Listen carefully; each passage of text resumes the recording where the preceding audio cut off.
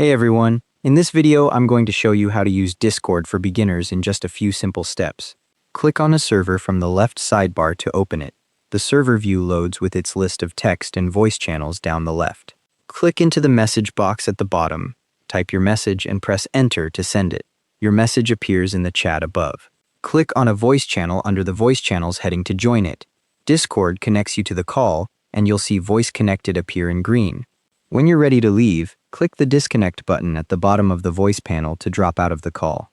To create your own server, click the Add a Server button at the bottom of the server list. A Create Your Server dialog opens with several setup options. Click Create My Own to start building from scratch. Discord then asks you to tell it more about your server. For this example, I'm selecting For Me and My Friends. A Customize Your Server dialog appears where you can set a name and upload an icon. Click the Create button to finish. Discord builds your new server and loads the main view with a general text channel and a general voice channel already set up. Click the general text channel to open its chat history, and you're ready to start using your new server. If Discord says it's not detecting any input from your mic when you join a voice channel, check your system sound settings and make sure Discord has microphone permissions enabled. You can rename or delete the default channels by right-clicking on them and selecting the option you need.